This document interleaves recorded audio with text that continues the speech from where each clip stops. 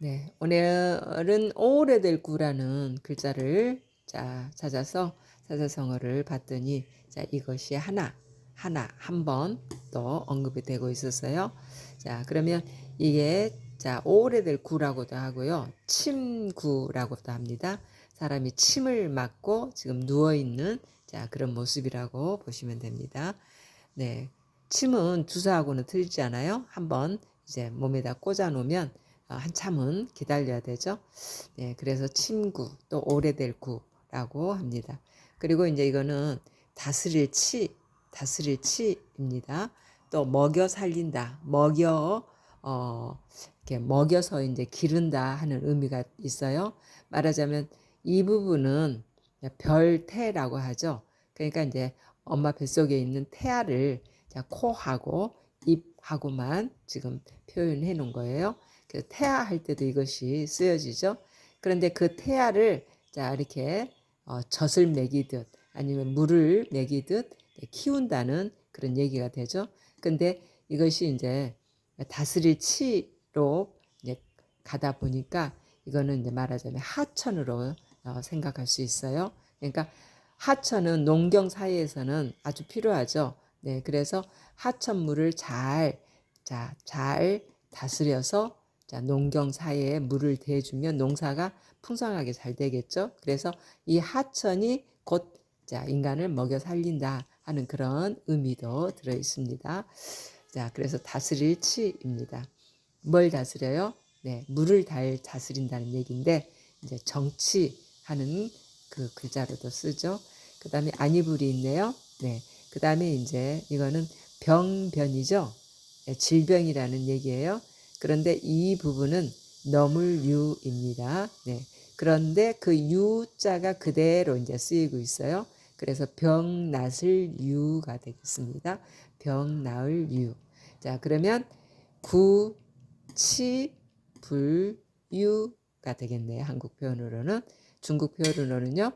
지우로 갑니다.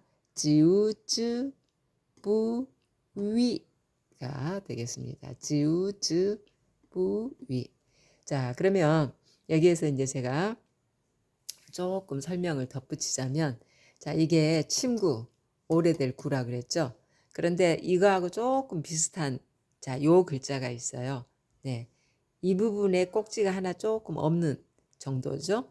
네, 그래서 이거는 들립이라고 하죠. 이거는 침구라고 하고요. 이거는 들립. 그러면 이제 들립이라고 하니까 우리가 자주 썼던 설립이 있죠. 네, 설립은 이 글자죠. 설립, 들립, 그리고 오래될 구.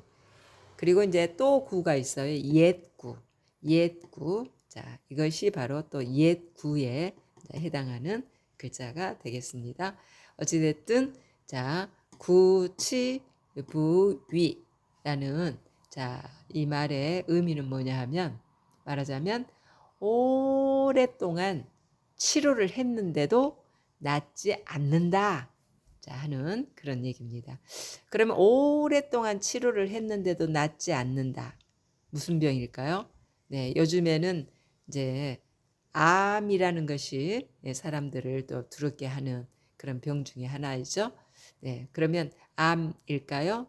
네, 사실은 오래도록 치료를 해도 낫지 않는 것은 뭐 자연적으로 생긴 어떤 질병이 아니에요. 왜냐하면 신명기 28장 59절에서 이 내용이 나오면서 이런 얘기가 나오거든요. 보세요. 예호와 지우 후이스 니허 니더 주순 자오쇼灾难 就是严重刺激的住宅救治不愈的恶疾.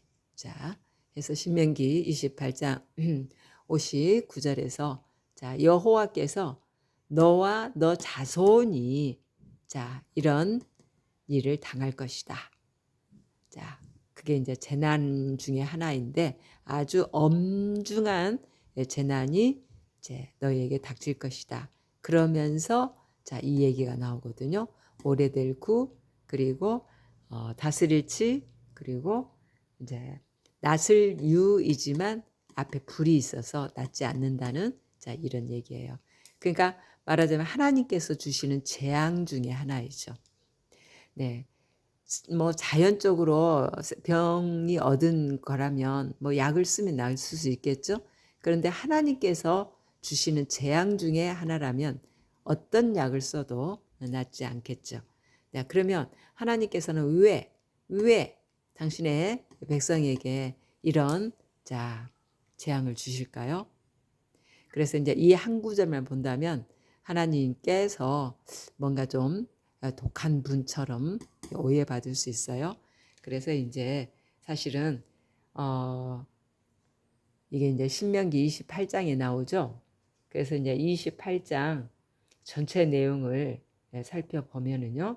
제가 이제 말로만, 이제 긴 내용이니까요. 말로만 설명을 드리자면 28장 3절부터 보면요. 이런 말이 있어요. 도시에서도 축복을 받을 것이고 들에서도 축복을 받을 것이다. 그리고 자녀와 땅의 열매, 그리고 가축, 새끼와 송아지와 어린 양이 축복을 받을 것이고 바구니가 축복을 받을 것이고 반죽, 그릇도 축복을 받을 것이고 들어와도 축복을 받을 것이고 나가도 축복을 받을 것이고, 네, 그리고 또 적들을 적들을 패하게 할 것이다.